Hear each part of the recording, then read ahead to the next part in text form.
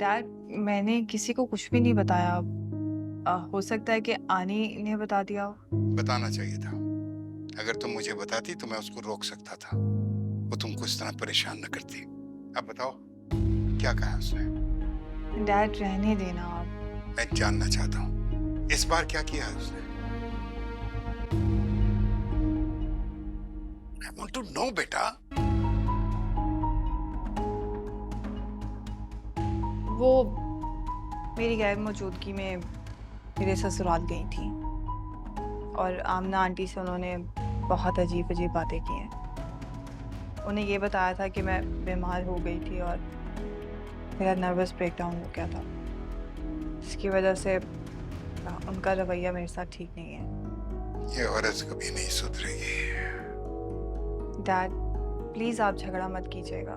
मैं इसीलिए आपको ये सब कुछ नहीं बताती हूँ। ये गलत करती हो बेटा, बिल्कुल गलत करती हो तुम, के मुझे नहीं बताती। खुद सहती हो और मुझको भी साथ मुजरिम बनाती हो। मैं ऑलरेडी एक गिल्ट के अंदर लिव कर रहा हूँ कि मेरी लापरवाही की वजह से मेरे बच्चे जो हैं वो सफर कर रहे हैं। डैड, प्लीज ऐसा मत सोचें। बेटे, अब सोचने का वक्त गुजर चुका है, अब फैसला करना है।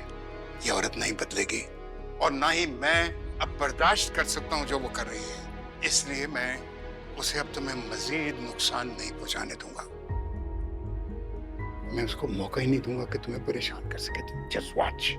डैड, सईफा, इधर आइए जरा।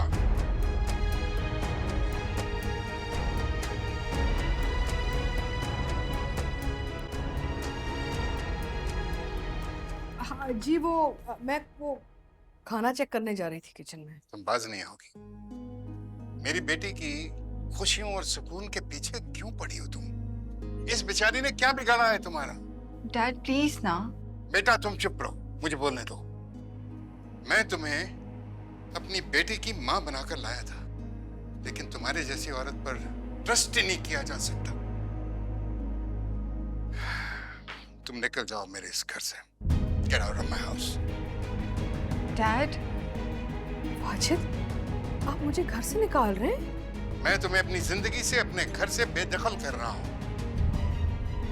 और आज मैं अपने बेटे को भी बताऊंगा कि उसकी मां के साथ मेरा किसी किस्म का कोई ताल्लुक नहीं रहा। और तुम्हारे करतूत भी मैं बताऊंगा अनस को। नहीं नहीं वाजिद, उसको हमारे मामलात में मत इन्वॉल्व करें। वो पढ़ने गया है बेचारा, उसकी स्टडीज बहुत सफर कर जाएंगी, परेशान हो जाएगा। Keep him out of this. कितनी फिक्र है तुम्हें अपने बेटे की? इसकी आधी फिक्र भी तुमने अगर सानिया की होती तो आज इस तरह शर्मिंदा ना खड़ी होती मेरे सामने। गलती होगी, माफ कर दें आप मुझे ना। तुम्हें माफ किया था, अब मेरे पास गुंजाइश नहीं। सानिया बेटा, तुम मुझे माफ कर दो। मैंने तुम्हारे साथ बहुत जुल्म किया है। मैं अपनी हरकतों पे बहुत शर्मिंदा हूँ। आंटी आप प्लीज मुझे शर्मिंदा ना करें। वाजिद, सब मेरी हमाकत और नेगेटिविटी की वजह से आई एम रियली एम्बैरेस्ड। काश मुझे पहले ये सब समझ आ जाता। Please forgive me. मैं वादा करती हूँ कि मैं माँ बन के पालूंगी तुम्हें। अब मुझे समझ में आ गई, काश मुझे पहले समझ में आ जाता। वाजिद प्लीज, आप भी मुझे माफ कर देना। प्लीज डैड से कहो ना। तुम सानिया को इमोशनली ब्लैकमेल मत करो, ये तुम्हारी साइड नहीं लेगी। डैड, इस बात में मैं आपकी भी साइड नहीं लूंगी।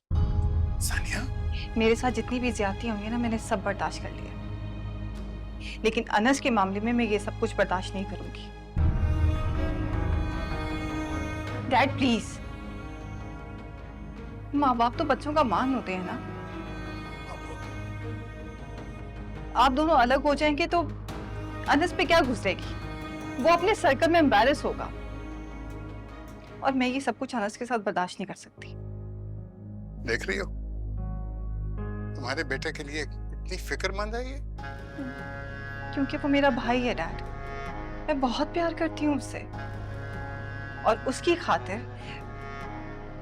मैं हर जाति बर्दाश्त कर लूंगी। और अब आंटी भी तो शर्मिंदा है ना।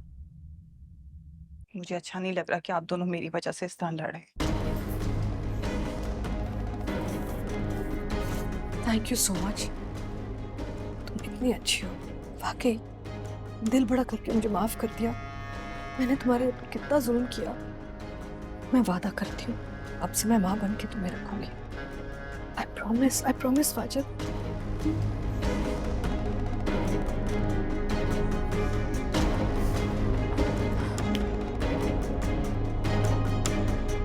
मुझे ऑफिस जाना है।